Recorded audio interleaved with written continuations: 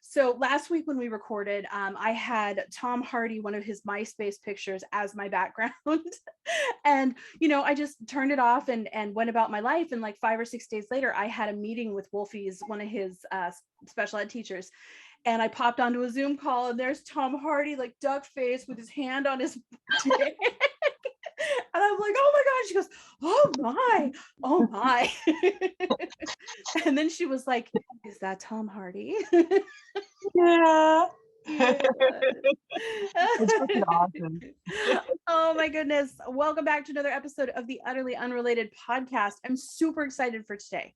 So excited. Dude, me too.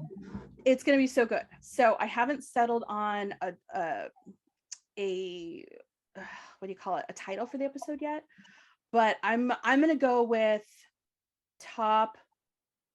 Let's see. Today's episode is all about the scariest paintings in history.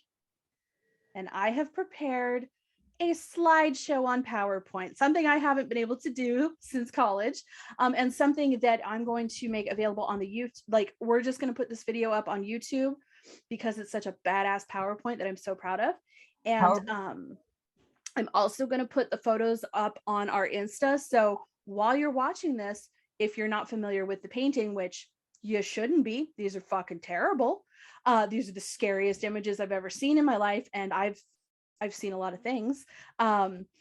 You can check them out while we're talking about them. So this episode is going to kick off my art history month. I know what you're thinking. That's boring as fuck. Art history, bleh. No. We're not talking about like, and then Van Gogh learned about the color blue. No, we're talking about having sex with your sister. We're talking about killing your firstborn. We're talking about using your own blood, shit, and cum to paint paintings that end up being super haunted. We're talking the dark side of art history, which I'm so excited for. So, kicking off, this is a precursor to my January series on the horrors of art history. The horrors of art history. That's a great title right there. Oh, that's it. That'll be it. Yay! So, what I'm going to do is I'm going to launch right into this PowerPoint because we got a lot to talk about. Okay, let me open. Without further ado. Hi, I'm Megan, and I'm Aaron, and we're at the Office Ladies. Okay. To us. Let me share my screen, baby. Okay. Oh, okay. Vigo. Is that Vigo? That's Vigo. Okay. Yeah, you nailed it. That's Vigo. So I figured I'd throw that in as like a nice little introduction to today's nightmares. Initially, I was like, wait, was Ghostbusters based on? Shoot, I wish so much.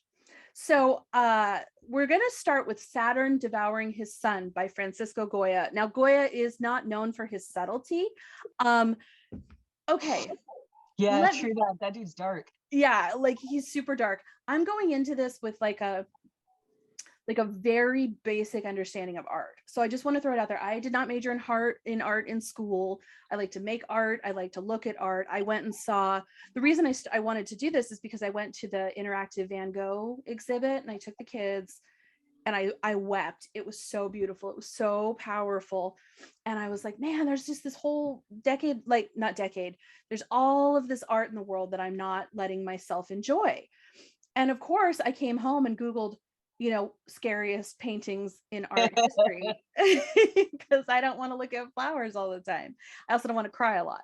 So we're going to kick this off with Goya. Fuck yes. So I'm going to move, I'm going to move us.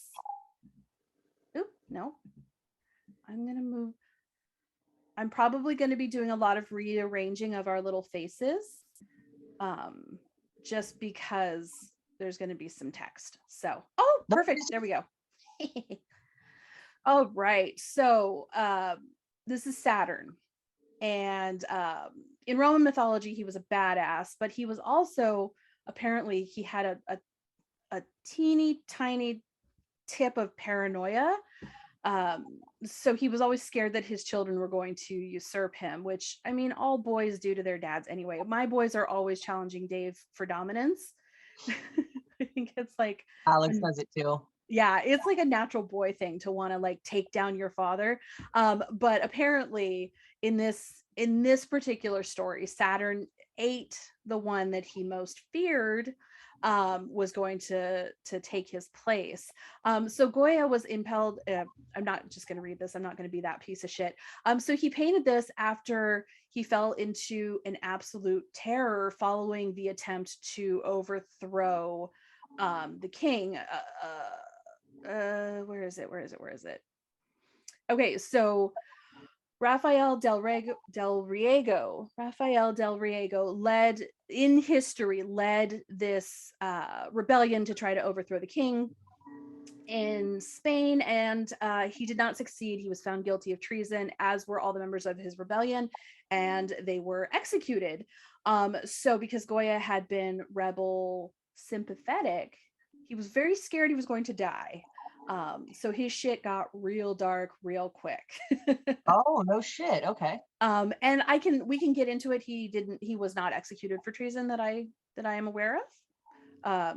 So it was mostly just all his fears crept in, and you can see the fear in the eyes of Saturn, of just like pure manic fear. So I'm gonna get too close to the phone right quick. So I'll just be confused, but I swear I'm possibly not confused. Holy shit. And you're gonna have to do that, unfortunately, probably a lot, because there's a lot of stuff that, and all of this demands a real attention to detail. So like, take your time, go back, look at these pictures during the episode, and really enjoy them. They are full of all kinds of fucking magic. And like, I'm talking, there's magic in the emotion, there's magic with a K, like there's all the human emotion in these that like are icky and gross. I also love that he has an actual like appropriate physical representation of like mania and madness in this dude's fucking wiry hair. I feel like all mad men who think their children are coming for them have this level of mad hair. Yes, he's very Ted Kaczynski in his eyes. Dude, okay, that's so exactly right. Is it just me, or does it kind of look like he's chewing on a thumb with a butt? Totally. It looks like a thumb with a butt. As soon as you said it, I see it. Yeah. See, and I think what he's done is he's eaten the head and the right arm, and he's working on the left one.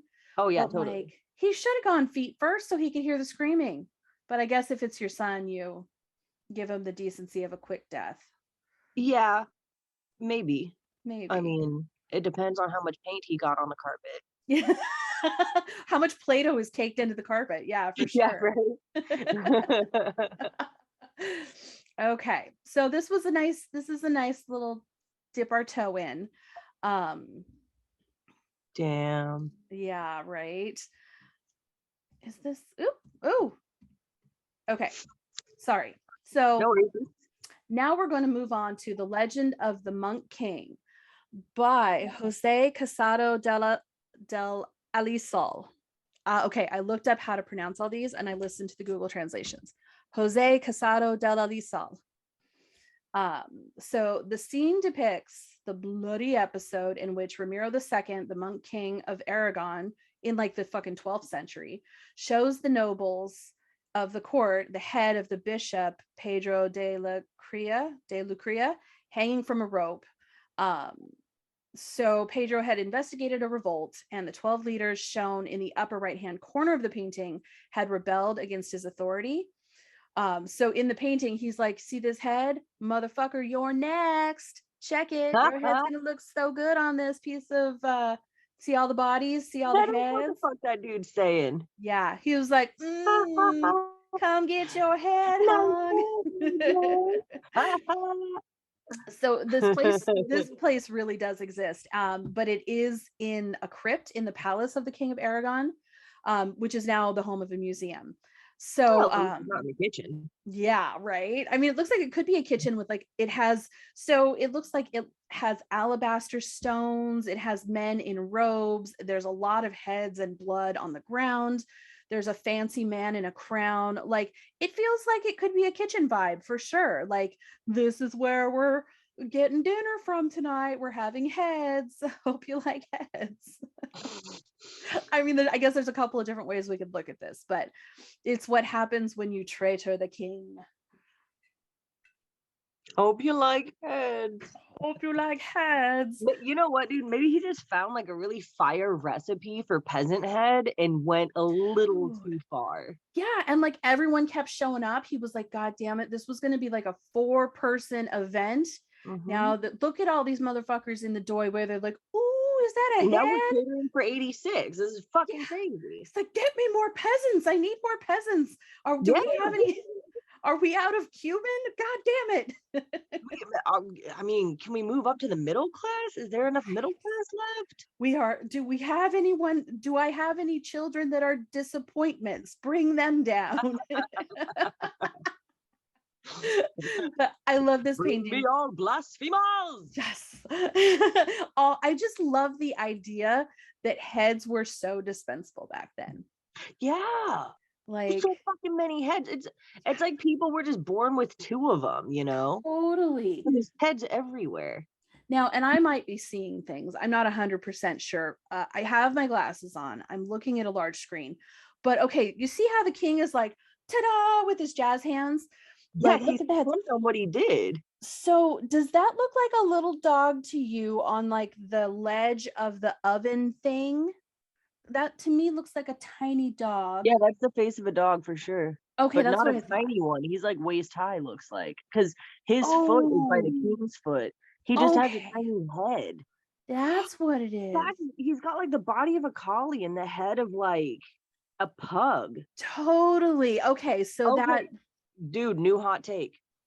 His head transplants were so successful. He tried them in dogs first that he was like, all right, Ugly Joe, we got a new head for you. Oh, Sam, you got that wart on your face? You want a different head for it? Hell and so that's why all the heads are there. Is he's selling all these rich people heads. Oh my God, he's a headmonger. He's a headmonger. He's the OG Mombi from Return of Oz. Return to Oz, remember? Mombi with her key for all her heads. Yeah.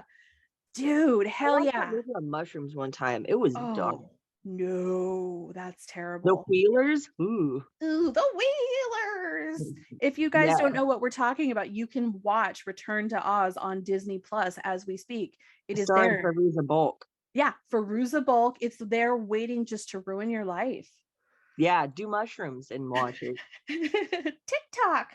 I still, dude, every time I eat key lime pie or a muffin, I think about the Lime King.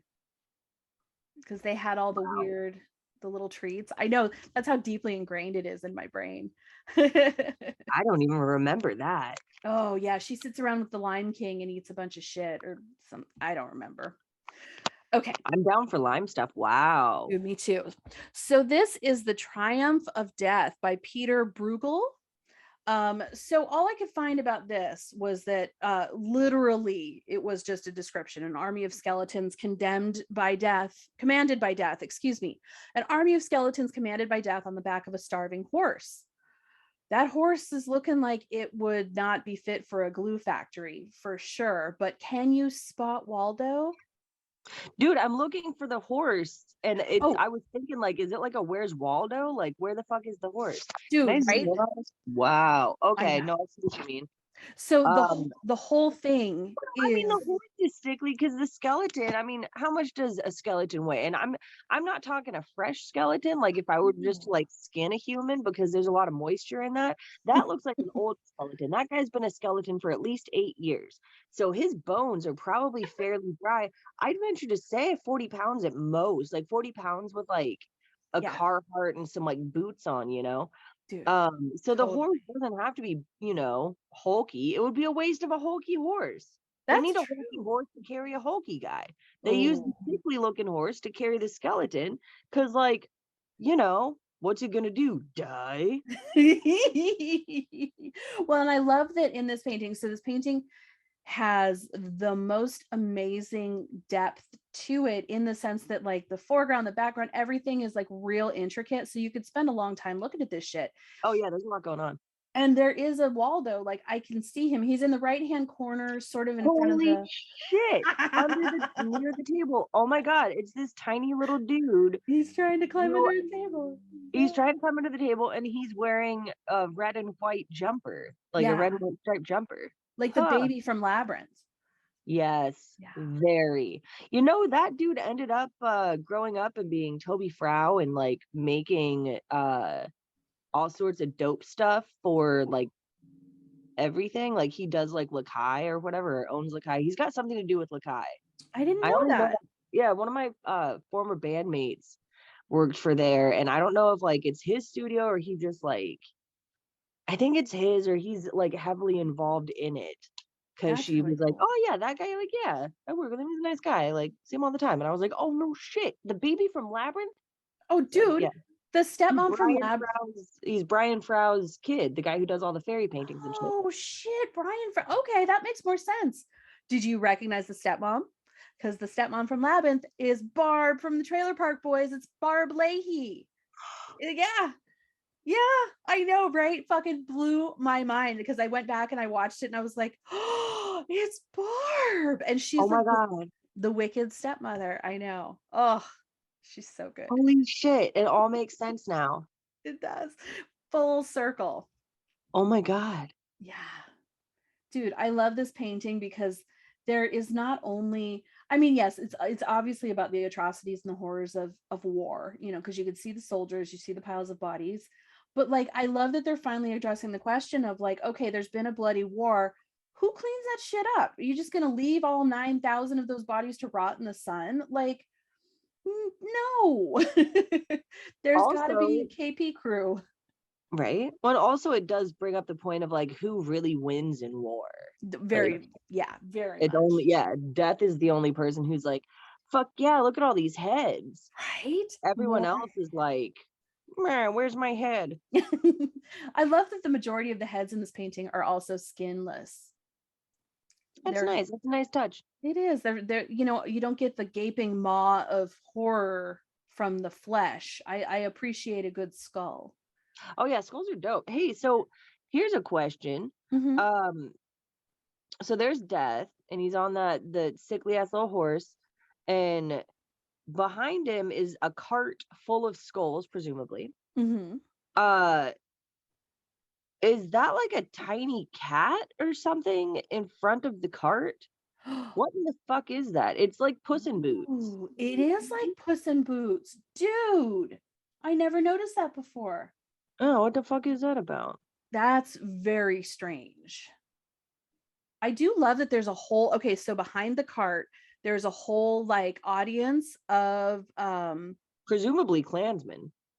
Klansmen or priests, because they're holding up like a red cross. Could go either way. They're men in white sheets for sure. Which is never good. It's never a good thing.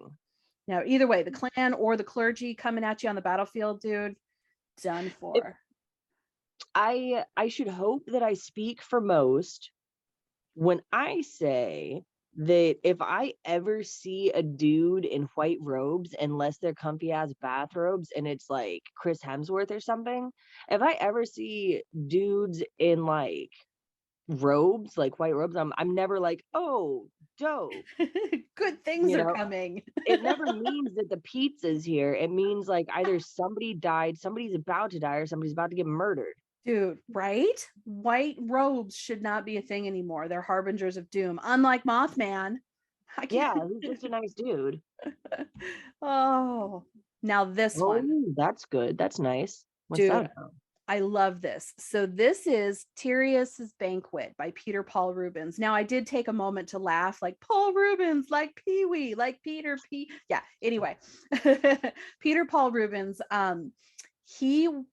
I appreciate his style because it's very much like Caravaggio and it's very dark, but I don't have to see as much Jesus-y stuff as Caravaggio was all about the Bible. So I did a little bit more research into this painting because it was so interesting. So Tituss is a Thracian king, and he marries this woman, Procne. I couldn't figure out quite the right way to pronounce it. But she is an Athenian princess, and he brings her to live with him in Thrace. But she misses her sister Philomela, which is often misspelled as Philomena, but it's Philomela.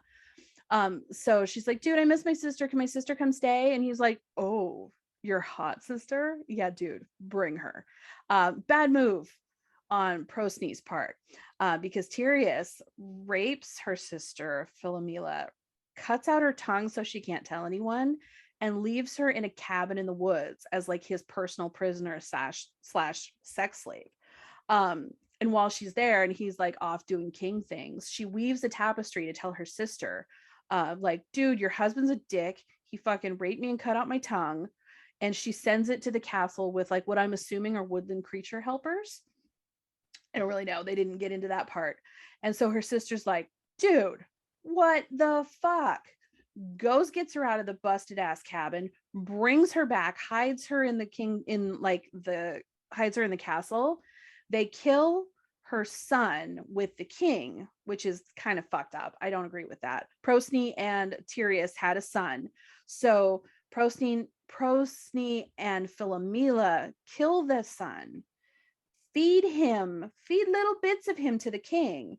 And when he's like, where's my son for this delicious meal? She's like, in your belly, fool. Here's his head. And so this painting is literally Philomela presenting the severed head of his son to him for all the bad shit that he did.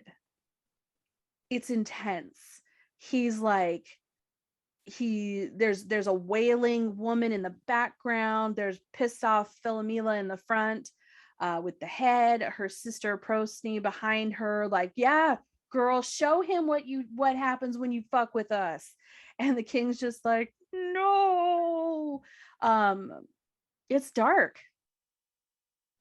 Wow. It's real dark. And like all around him are cherubs and angels and all the things that you would think of like lightness and good. And there's his like presumably child son's head being presented to him after he ate him in like, I don't know, I picture a meat pie of some sort.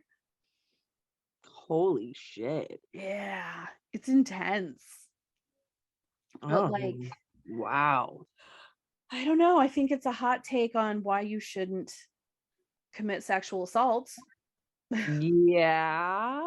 I feel like there's a lot to unpack there. There is.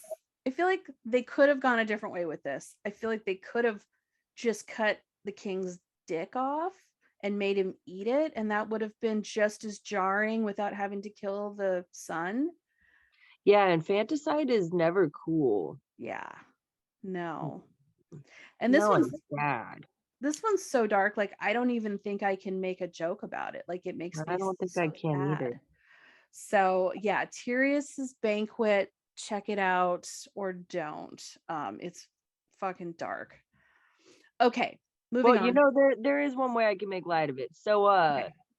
That was obviously painted by a vegan who was trying to make a statement about the dairy industry because because vegetarians, they think that they're doing stuff, but they still consume dairy, and dairy also is murder. So that's her presenting his own vegetarianism back at him. I love it. Can you imagine you're at a show for Peter Paul Rubens and all of his paintings, and you're just like, oh man, these are so dark. But he's in the corner talking to someone for hours on end about why quinoa and mushrooms are a really good hamburger substitute, you know. And he's just like, now let's talk about being vegan. Yeah, that's obviously an allegory for the dairy industry, like for the horrors of the dairy industry. I love it. I love it. So now we're moving on to Dante and Virgil by William. Wow. William Adolphe Bouguereau. Okay.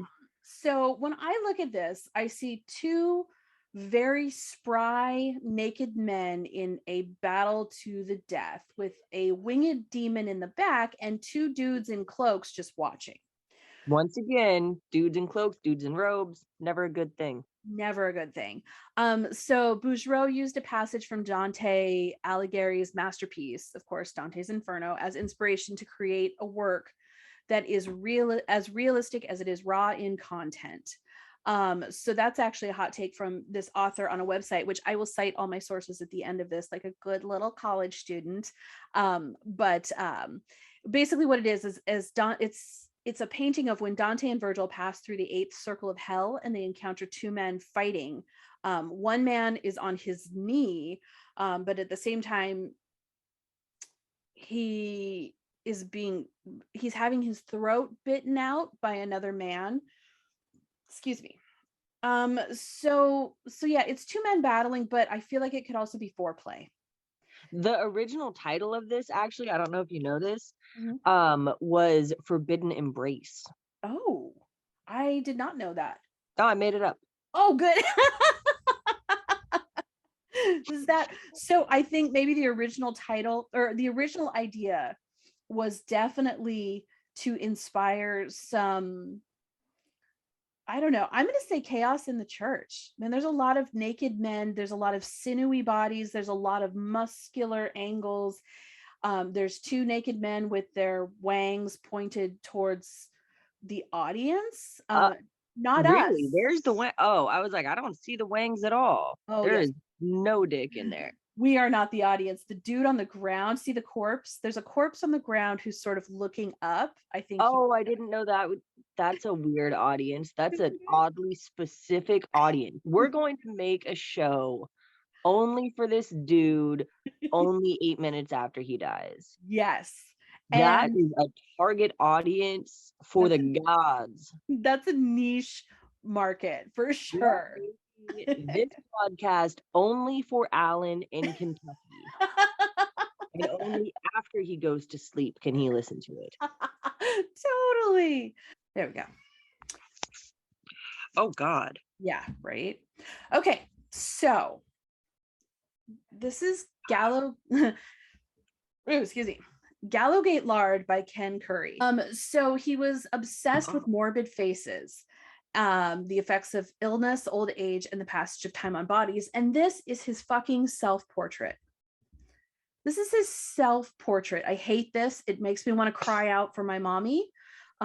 It looks like all the things that nightmares are made of.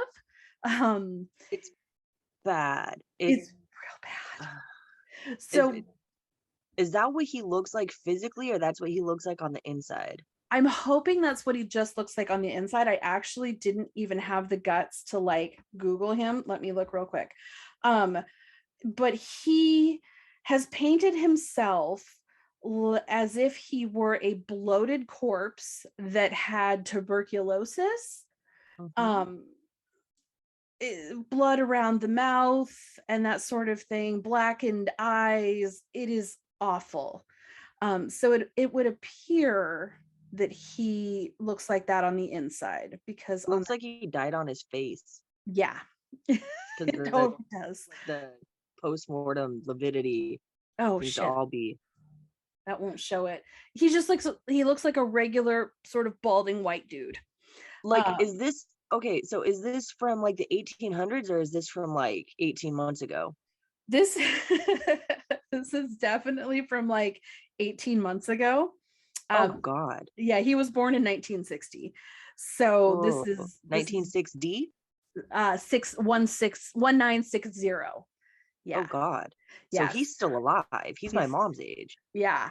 This is very current. He's very, it's so bad. There aren't, I mean, I Gallogate Lard. Yeah. Is that the name he calls himself in his art? That is the name of this particular painting. And I'm sure it's some Scottish, it probably makes more sense to people from Scotland or to the Scottish. I think Gallogate might be a place.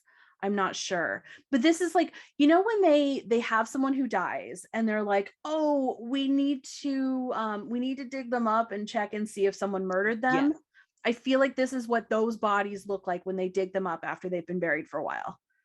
Kind of. So actually, it's weird you should say that, because I've been watching a ton of Autopsy on HBO Max. Oh my God, I love that show.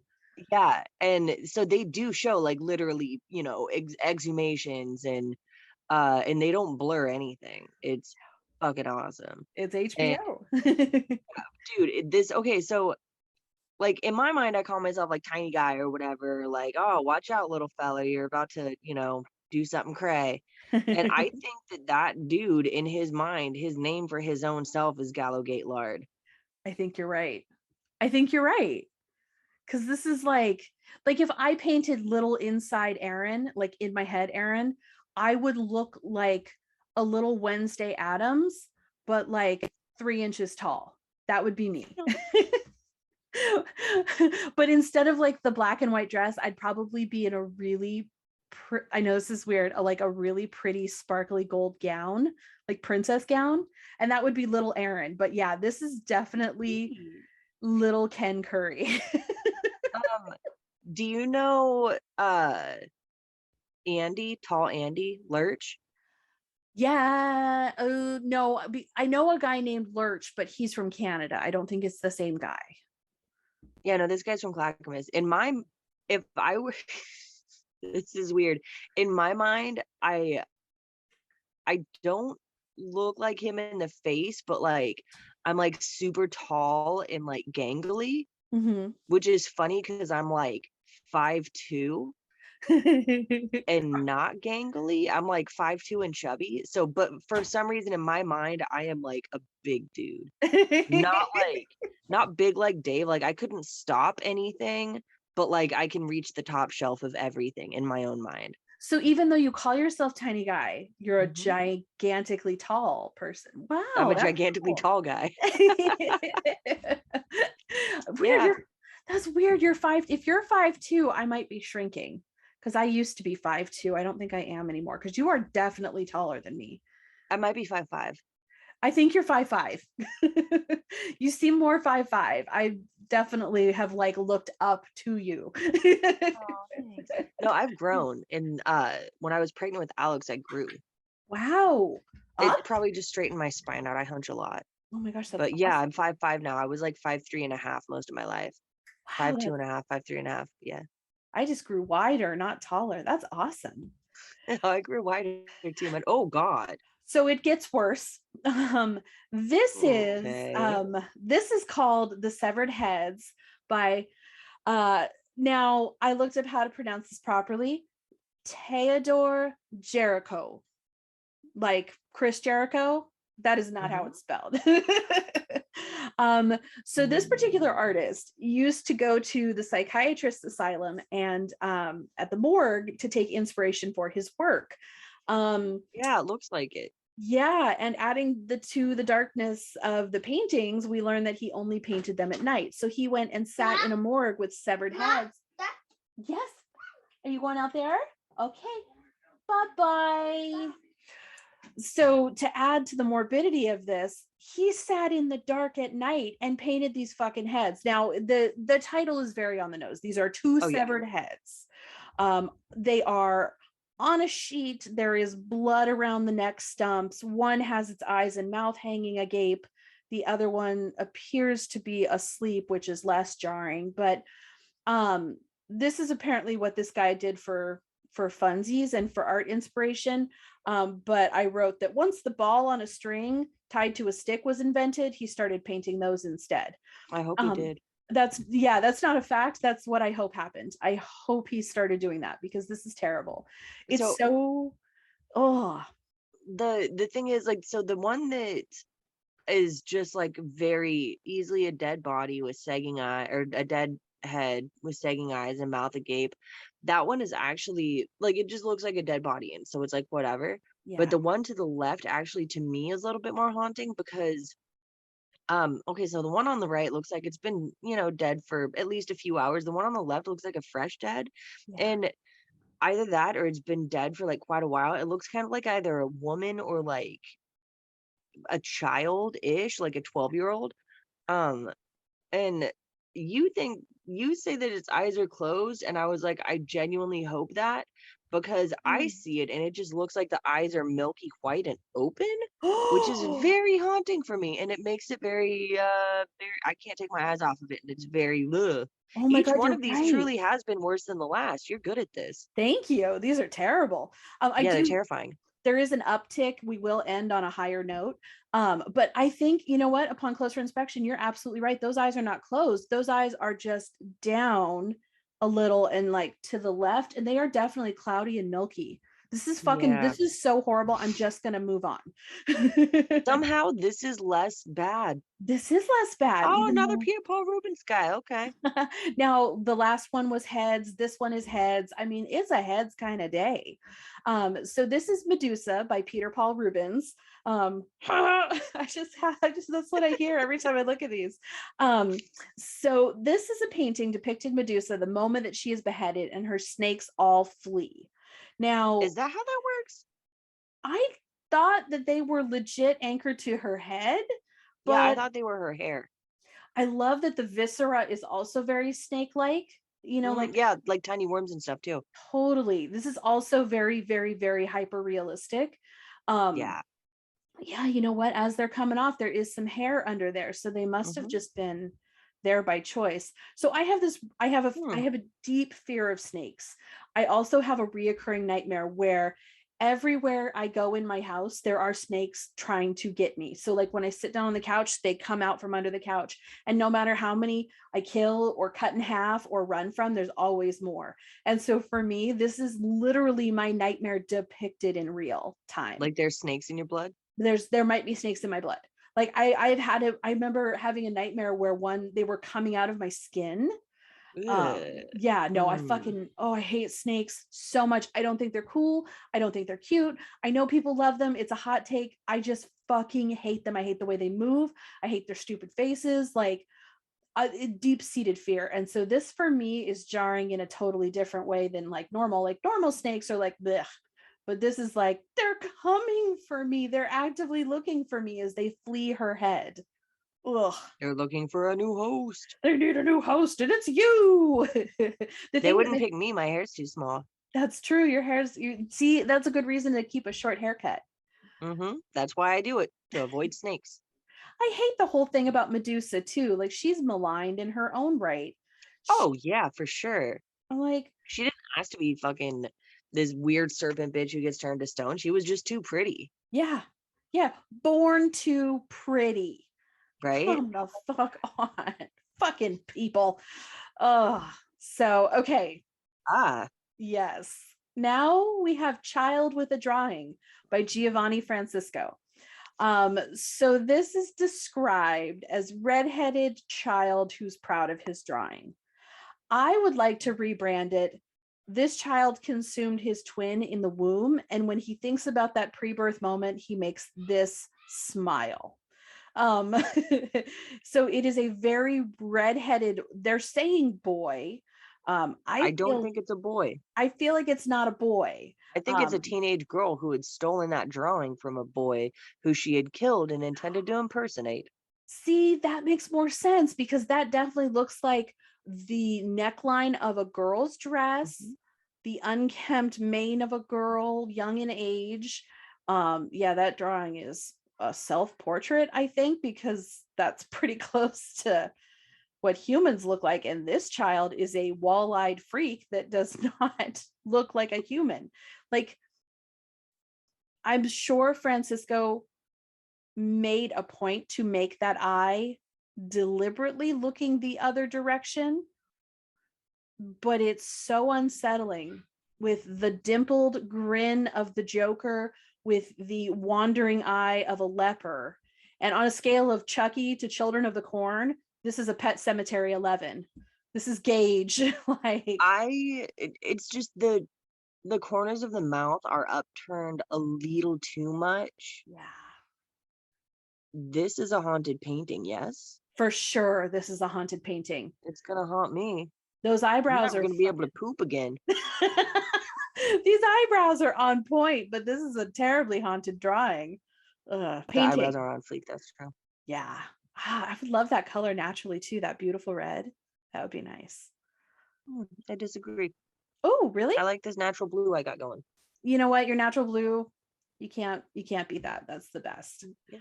Oh God. Oh yes. So What do they call that sex position? Oh, that is the candle maker.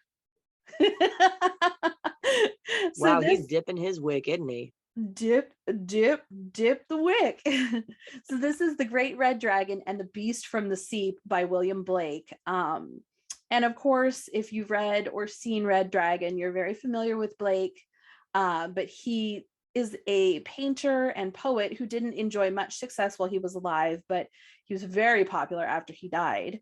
It looks like he didn't enjoy much while he was alive. I'm with you. I don't think he enjoyed anything. This painting is a multi-headed demon coming out of the sea holding a flaming sword, and that looks like a whale penis underneath a naked man with also multiple heads for some reason, and a sky. Oh no, those are its wings. Its wings are extended. Okay. A sky. It also has lots of heads. Lots of heads. Heads in not head-like places necessarily. I feel like it's like on his shoulders too. Yeah, and like his and coming out of his clavicle and stuff. Clavicle. Although those are some intense. That's an intense 8-pack that he's rocking. Like, oh my God, right? Yeah, he's wide too. He got wide so he could accommodate all those packs. Totally. So this is actually a watercolor, and his whole series of watercolors are inspired by the red dragon from the Book of Revelations. This one is particularly terrifying, but it depicts the devil towering over the 7-headed sea beast. It is not nearly as sexy as Ralph Fiennes was in Red Dragon with his Blake tattoo. Oh, for sure. But so did he just make a whole series of these? He made like a whole series of these Red Dragon guys. Like this was his Calvin and Hobbes. Yes, he did. Which is sort of unsettling. Like that means he was hyper fixated on the Book of Revelations, which is so fucking bleak. Like, oh, for sure. Like if you do a series on something, I mean, you can spend anywhere from like a week to a year on a painting, and he did like several of them. I don't know, this sad, scary indoctrination of like religious fear is so apparent in these. Oh God, I know. It's just like he's even so hot take, is he even so repressed and scared of God that like the devil dragon can't even have a dong? Because it looks like the devil dragon has a dong. It's just behind that dude's head. Oh, okay. He's definitely hanging dong. That dude's got like 8 inches, if anything. He's got to, because the horns on his head and the size of his thighs make me think like he has to have an 8-inch or larger penis. Otherwise, it will look comical. Yeah. If it was like a 2-incher, it would just be like, what? Oh. Do you know the reason that a lot of, like the Statue of David, and like early paintings that have dongs in them, and early statues and artwork that have dongs in it, the dongs are always tiny because a tiny dong was supposed to be it was supposed to imply sophistication and having a big old brain, but having a massive dong was supposed to make somebody more, beast-like as opposed to human. Oh my God, that's such a white guy thing. Oh, I know. Yeah. Oh my God. I mean, that's just my first take is like, because of all the ways in which that like people of color were treated like beasts, and like, like you're just a beast and all of this stuff. That's like such a white guy thing to be like, small penises mean you're better. When it was, like the Roman paintings, and I don't know. I think Italian guys probably got big dongs. You know what? I bet it's hit or miss, because they're swarthy, but they're swarthy, which tells me they're not 100% like white guy, but also, it could go either way. Yeah. I don't know. Like I banged a couple of Italian dudes and one Sicilian guy. Oh. And they all kind of had thin dicks, but they were long. Ooh. I don't know that I like that combination. Thin. They were painfully long. Like nice long. Thin and long seems just like a combo I haven't had in my lifetime. Oh, I'm not going to say it's an amazing combo, but it's a combo. Okay. It's not my favorite, but Yeah. It's not my unfavoritist. Yeah, exactly.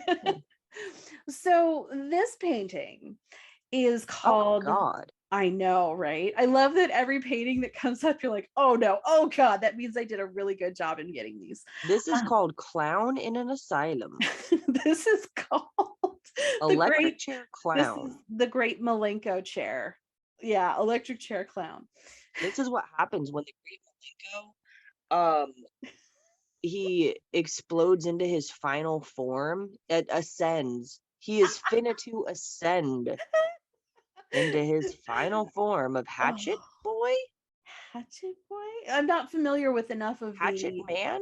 The stupid ass juggalo tattoo that yeah, you can see and be like, oh, that person's white trash. yeah. I always think, oh, that person's a big fan of like DIY. What's the name? What's it called when you have your own, like, not fortress? Oh my God, You think they're pioneering, preppers? yeah, pioneering prepper. I mean, maybe it depends on their age. Usually, whenever I see somebody with a hatchet guy tattoo or like any juggalo things, I almost immediately assume that they are poor and they are racist. Ah, they Yeah. probably are. I assumed that they also love Sublime and are pre-diabetic from the amount of Fago that they consume, Or post-diabetic. or post-diabetic. So Some form of diabetic. this painting is called Study After Velasquez's Portrait of Innocent X. Now that is a mouthful.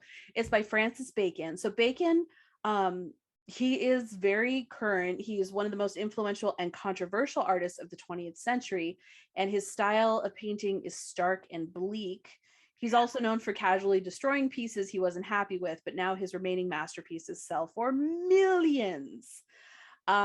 So with this particular painting, he kept returning to the portrait of Pope Innocent X, Pope Innocent 10 by Velasquez, whatever it is.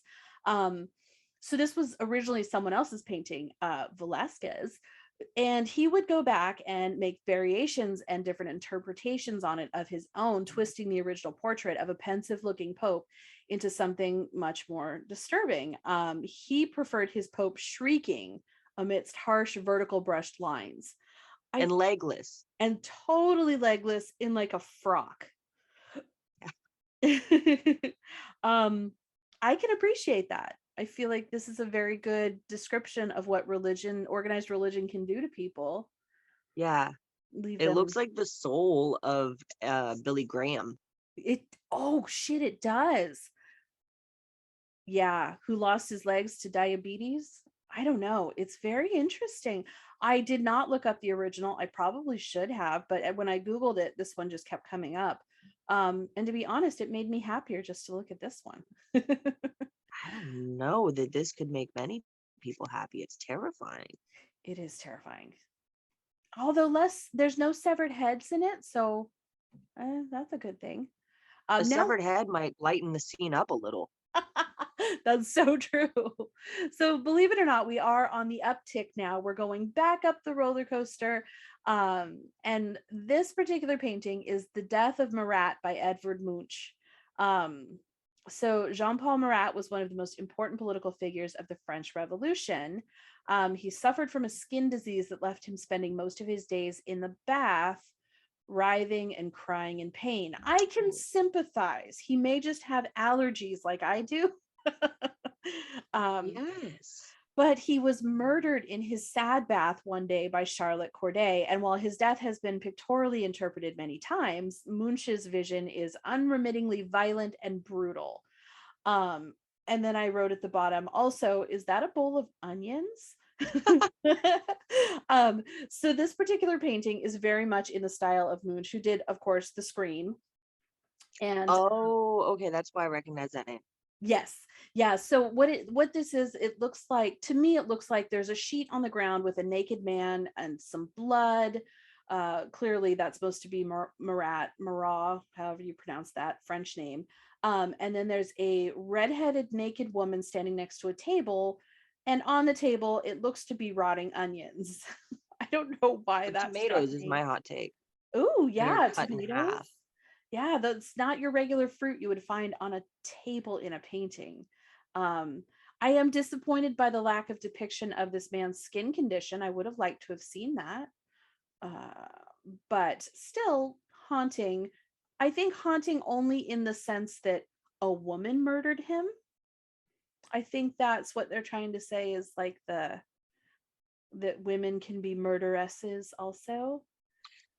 Now, okay, when I first saw this painting, if I had no backstory, I would just be like, oh, cool, like they were having period sex. That's a down ass dude right there. And then she's gonna go eat like a half of a tomato. Hell yeah. I That's love it.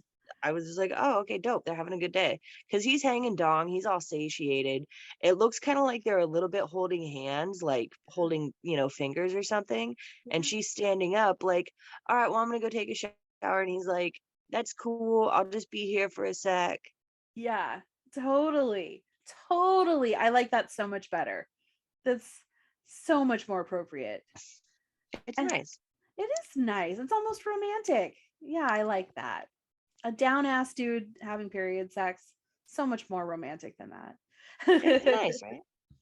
Exactly. So now we're going to get into The Temptation of Saint Anthony by Matthias Grunwald. You have to go real deep in this.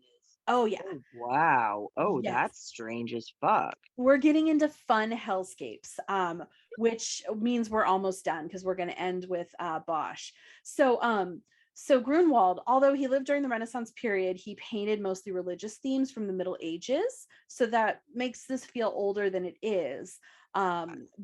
But So many questions. totally. So Saint Anthony the Great was believed to have undergone many challenges which tested his faith while worshiping in the middle of the desert. And one legend says that he was murdered by demons living in a cave only to be reincarnated and destroy them later. I feel like that's the plot of Midnight Mass. Spoiler alert. Yes. Right? Like he wandered into the desert where he was worshiping and found a demon. Yes. Was reincarnated and restored to his old self. I'm digging this painting, which actually is a triptych. What's a triptych? It means there's like 3 panels that make Oh, up okay. I was the wondering because I saw the frame and I was like, that's a weird ass shaped painting. So, okay. Totally, it is. And it's like I couldn't get it to like display properly on here, but this is very much in the style of Hieronymus Bosch. And so I really wanted to include it because it is, I mean, we have what appears to be like a hawk-headed demon that looks like a blobfish demon. That looks, I mean, there's just so many interesting things. Can I say some of them? Oh, please do. Okay. So there's this like angel or fairy that lives in the sun, perhaps God. Oh. And in the middle-ish, there's this dude who has either, okay, first of all, his head is shaped like Stewie's head from Family Guy. And he's got either strange horns coming up or hands that have I think it's called ecto Oh, my mouth doesn't ectodactyl where they like there's only 2 or sometimes 3 fingers. yes. And they're coming out of his head roughly where ears would be. His Stewie head. And he's stoked on life, and he, I believe, has 2 fangs like Nosferatu style. He looks pumped though. he looks very happy, definitely. He's got a shirt but no pants, which I'm into. Yeah, he's content. That's the thing. Like the main thing that I see is just the look of someone who's just like, you know what? Today is fucking awesome. It's 72 degrees. The fairy in the sky isn't fucking screaming and throwing shit.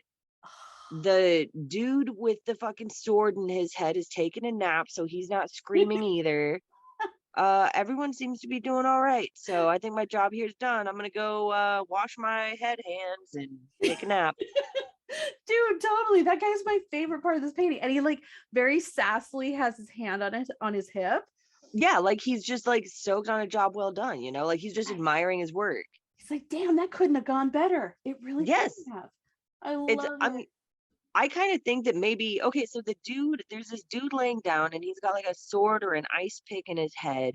And I'm going to say he's Chinese because he looks exactly like every every old dude in every single Chinese painting Oh, dude, from like yeah. the 12th, 14th century. Like he looks like every like just baldish head, long beard, you know, he looks like the long guy from robes.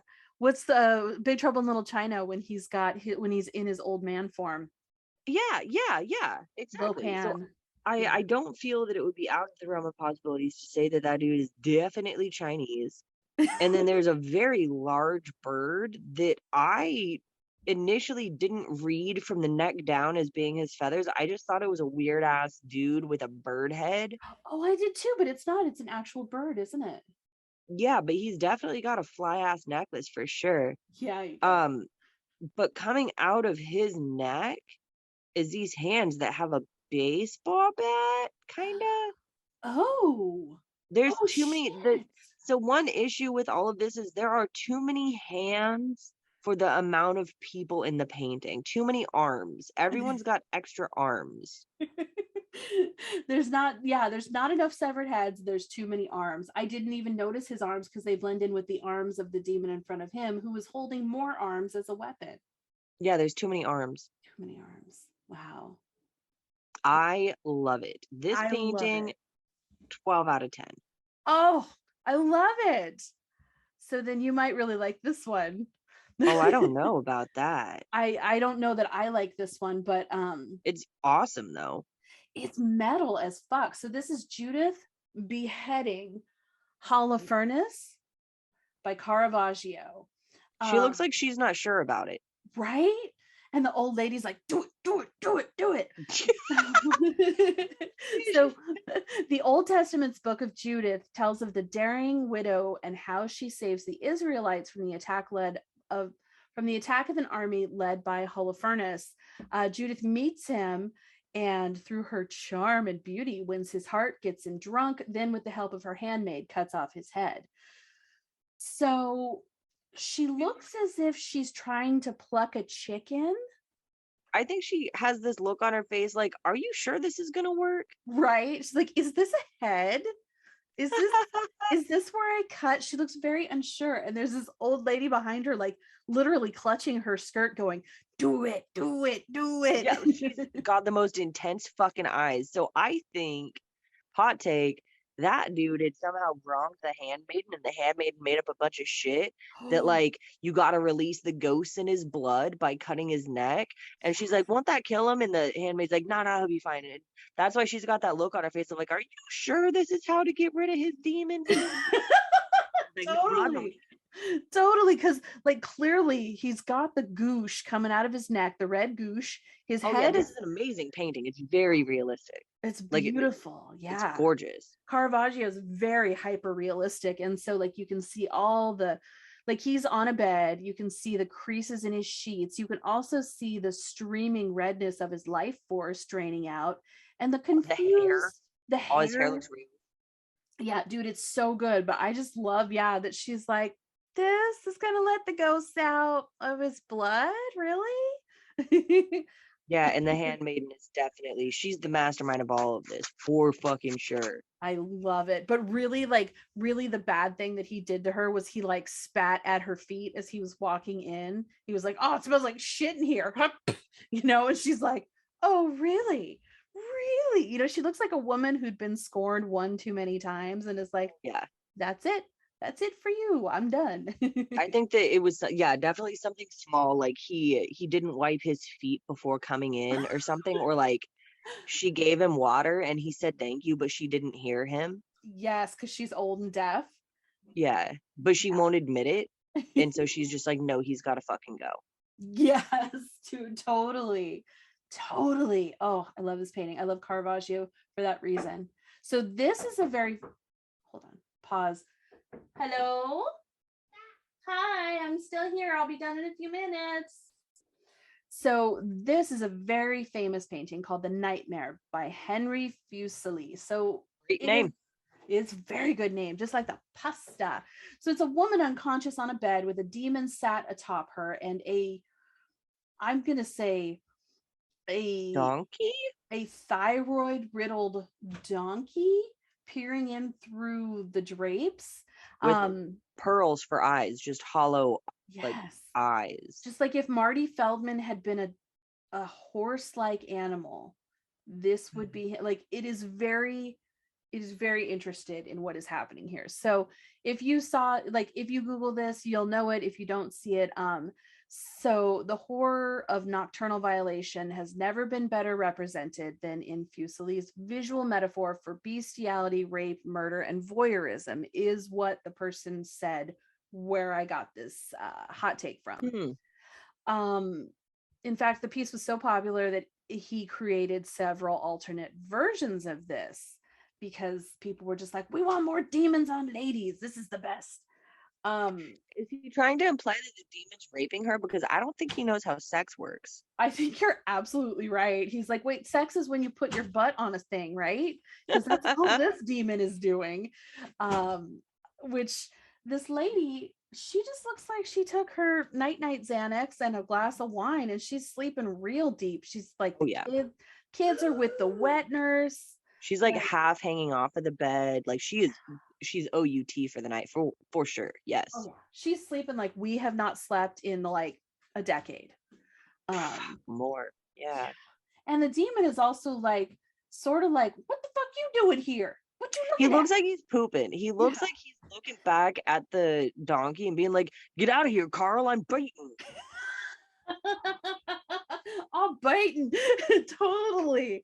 Fuck yeah. And this is a classic horror painting. And I wanted to finish on the more classics just because, I mean, too many severed heads makes for a bad day. And it's still real early in our Tuesday. So let's see. So this is Hell by Hans Memling. So this is, I mean, it's your, after what we've seen, honestly, this is like your generic demon in a fire standing on burning bodies with a face. Yeah, but his tummy is made of a man. Yes, his tummy is definitely more like Krang from Teenage Mutant Ninja Turtles. Yes. He's got a Krang tummy. He's got a bat face and ear situation. I mean, overall, I think he's pretty cute. You know, cute for like cute in the same way a platypus is cute, where you're like, what in the fuck? But like, I don't think that you would eat my. Are you okay? I like his wings. I do like his wings. Okay. We're recording, baby. We're recording. Yeah.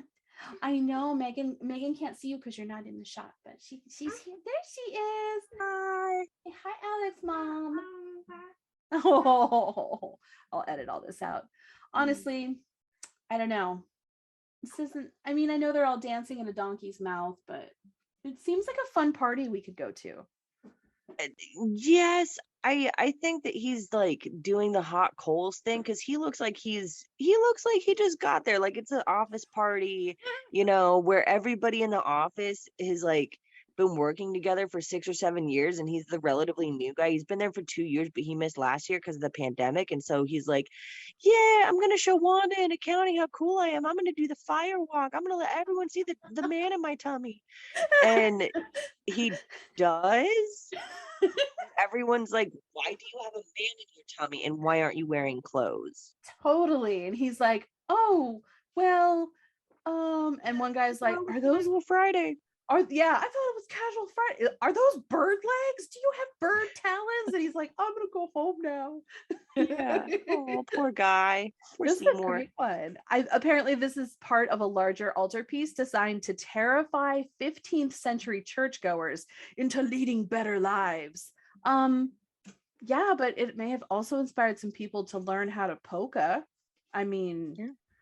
You know, maybe that one didn't land like they wanted it to. He makes tap dancing seem lit. Totally. And I'm sorry, in the 15th century, you see some shit every day. Oh God, yeah. Honey, if you have to go poo poo, you want to go sit on the potty? Yeah, go sit on the potty. Go sit on the potty.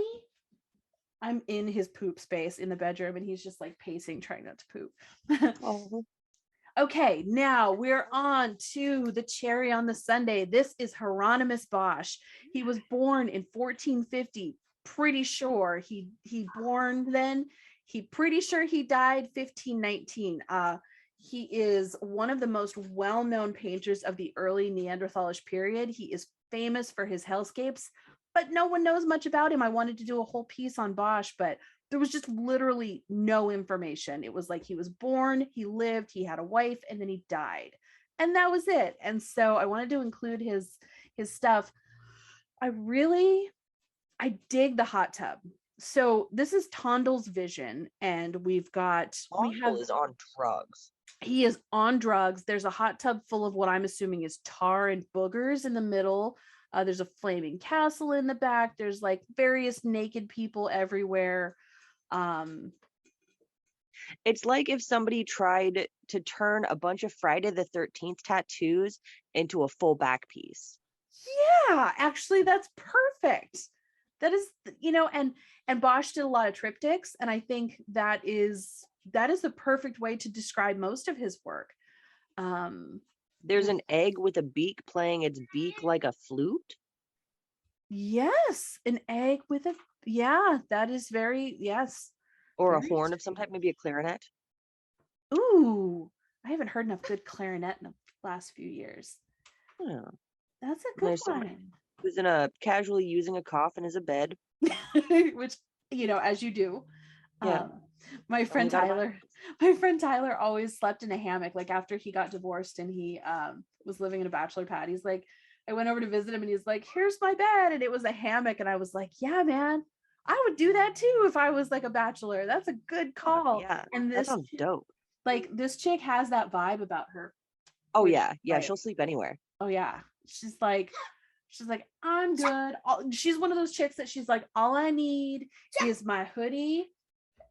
All I need is my trusty hoodie and like my Converse, and I can sleep anywhere.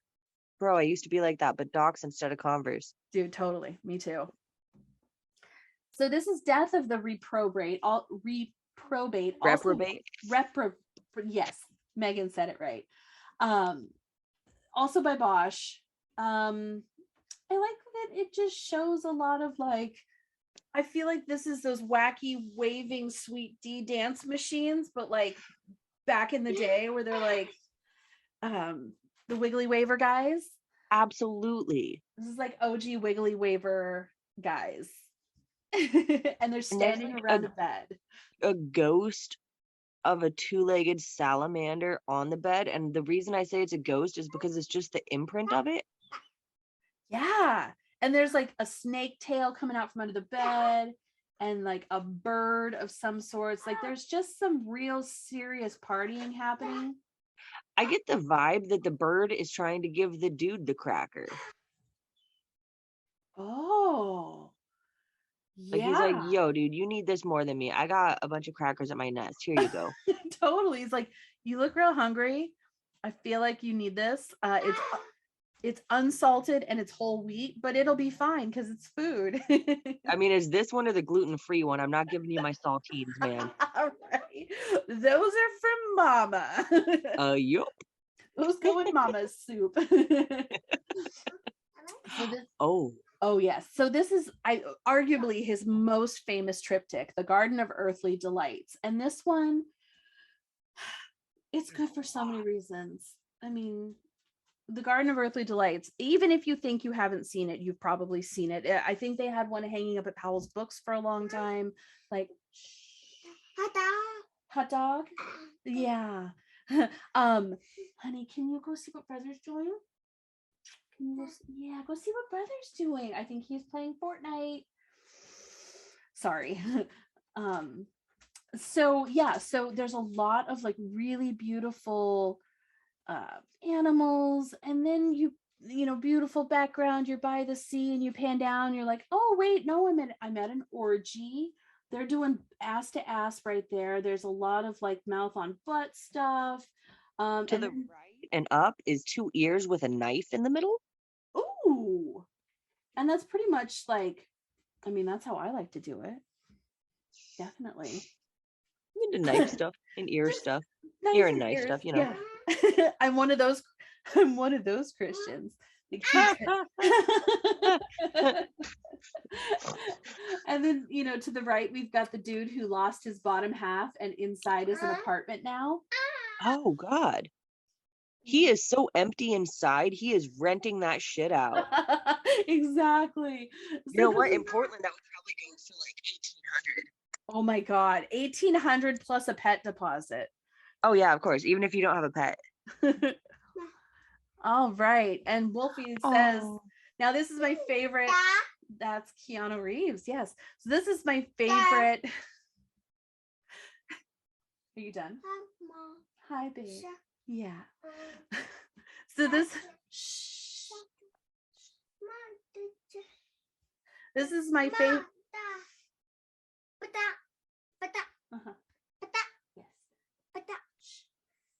This is my favorite painting of the day, and it's technically a painting with a camera called Sad Keanu Eats Sandwich.